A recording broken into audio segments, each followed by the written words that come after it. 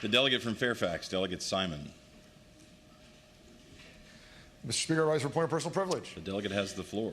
Mr. Speaker, members of the House, I know it's Friday and it's late, and again, we are running out of time. We have a lot to do, so I'll keep this brief. But this is day 2 of 5 that we'll have the opportunity to hear the clerk read a rules change that will allow every member of this body to vote on whether or not we should have the ability to all vote on an amendment to the Constitution to enshrine a woman's reproductive freedom in the Virginia Constitution.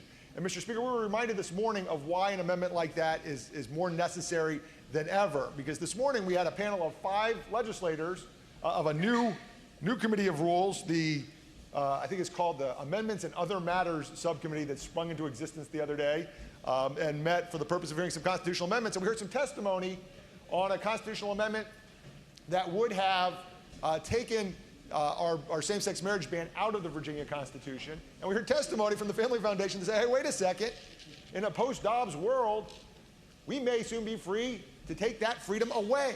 We may be able to go back and take away people's right to marry the person they love. That may be back on the table for states to decide, and we'll leave the Constitution alone.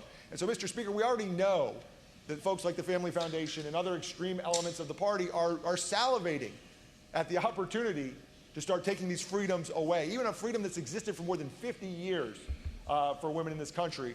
There's folks that are just waiting for the opportunity to take it away. We all need to let Virginians know where we stand on that issue. I agree with the delegate from Fairfax, Delegate Fillercorn.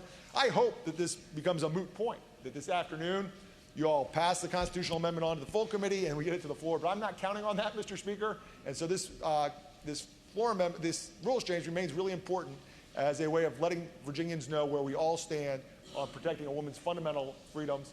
And I hope that it'll be the pleasure of the body when the time comes to approve the rules change. Let's get a vote on this. Thank you, Mr. Speaker.